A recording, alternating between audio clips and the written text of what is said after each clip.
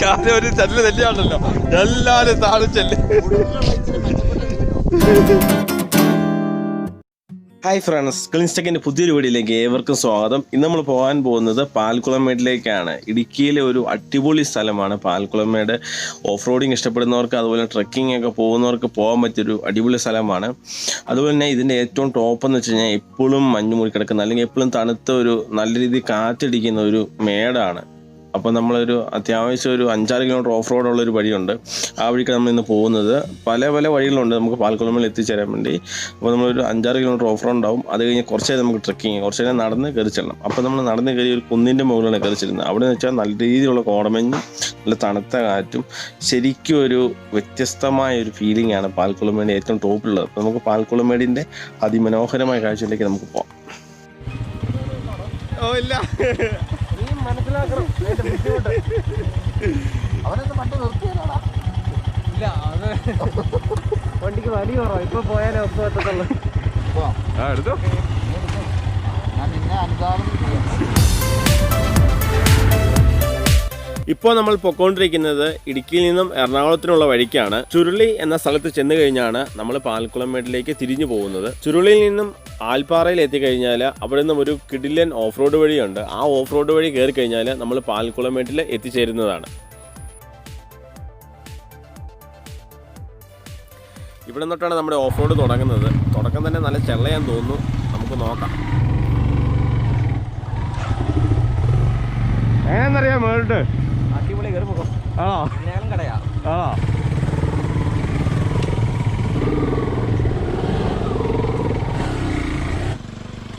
Jeep കൊണ്ടും bike കൊണ്ടും off roading നടത്താൻ പറ്റിയ ഒരു അടിപൊളി വഴിയാണിത്.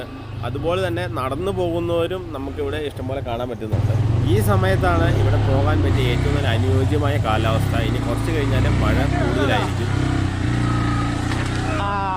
ഓക്കെ,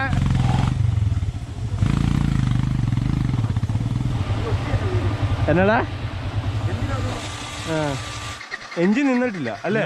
എഞ്ചിൻ നിന്നിട്ടില്ല. എടാ ഇങ്ങനെ വെച്ചിട്ട് പോകാനും പറ്റത്തില്ല, ബാറ്ററി വീക്കാവും. എടാ ബാറ്ററി ഊരിട്ടാലോ? ബാറ്ററി ഊരിയാലോ? ഏതെങ്കിലുമൊക്കെ ഊരി നോക്കിയില്ല. ഫ്യൂസ് പറഞ്ഞ ഊരടാ. എന്തായിരിക്കും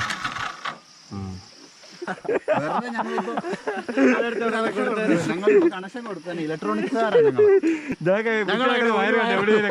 വെറുതെ വിടാറില്ല. ആരായിട്ട് ഇവിടുത്തെയാണ് അവിടെ ഞാൻ ഊരി അടങ്ങി നോക്കിയോ? തിരിച്ച് കുഴപ്പമില്ലല്ലോ. വേനൽക്കാലത്തൊക്കെയാണ് ഇതൊക്കെ ഇച്ചിരൂടെയൊക്കെ തുറക്കും. ഇപ്പൊ ആൾക്കാർ കുറവുണ്ടല്ലോ, അടയാൻ തുടങ്ങി. മഴയും കൂടെയല്ലേ. നിന്റെ ഓടിക്കോ, ഓടി കയറിയോ? ഓടി കയറി വരാം. ആ പിന്നെ കംപ്ലൈൻറ്റ് വന്ന വണ്ടി നമ്മൾ എന്തായാലും നിർത്തി വെച്ചു.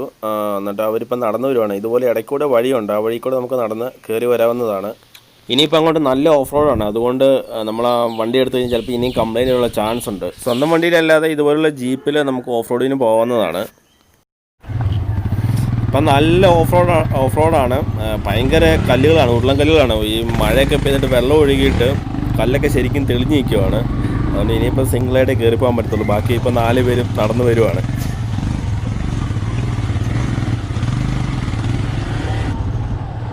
Wow, what a beauty! Oh, wood cross.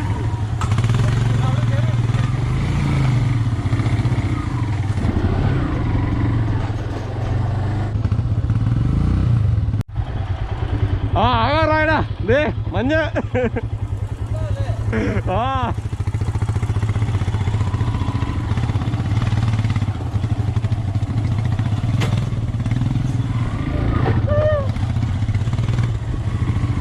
അവസാനം ഇതാട്ടോ, ആകാറായി.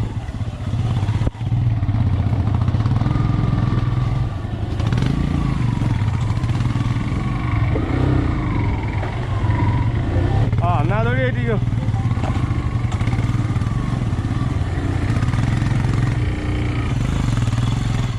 അങ്ങനെ നല്ല മഞ്ഞായി തുടങ്ങിയിട്ടുണ്ട്. നമ്മൾ ഏകദേശം ടോപ്പിലെത്തി.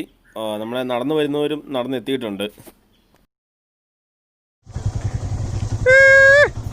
അപ്പോൾ നമ്മുടെ ഓഫ് റോഡിങ് തീർന്നു. ഇവിടം വരെ വണ്ടി വരത്തുള്ളൂ. ഇനി നമ്മൾ നടന്ന് വേണം പോകാൻ വേണ്ടി. നമ്മൾ നടന്ന് ഏറ്റവും ടോപ്പ് ചെന്ന് കഴിഞ്ഞാൽ ആ മലയുടെ ഏറ്റവും ടോപ്പിലാണ് കയറി ചെല്ലുന്നത്.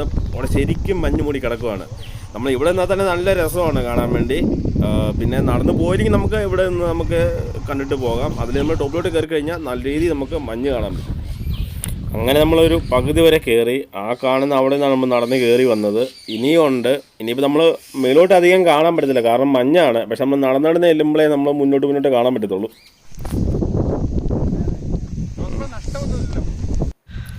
നമ്മൾ കുറേ കൂടി മേലോട്ട് കയറി. കോട ഇറങ്ങുന്നുണ്ട്. താഴോട്ടൊന്നും ഇപ്പോൾ നമുക്കൊന്നും കാണത്തില്ല, കുറച്ച് ഭാഗമേ കാണത്തുള്ളൂ. അതുപോലെ നല്ല കയറ്റമാണ്, നന്നായിട്ട് കിതയ്ക്കാൻ തുടങ്ങിയിട്ടുണ്ട്.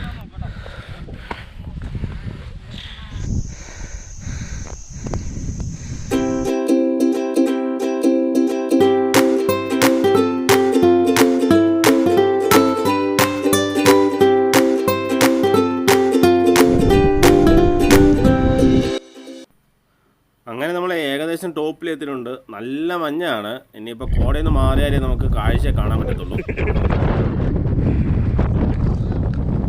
സന്യാസി മാർട്ടിൻ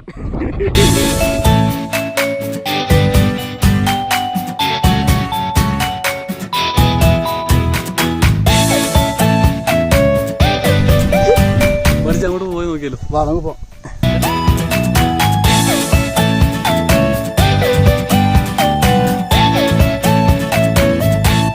നമ്മൾ ടോപ്പിലെത്തി കഴിഞ്ഞ് കഴിഞ്ഞാൽ ഇതുപോലെ ഇങ്ങനെ നിരന്നാണ് കിടക്കുന്നത്. നമുക്കിങ്ങനെ കുറേ ദൂരം മുന്നോട്ട് നടക്കാം.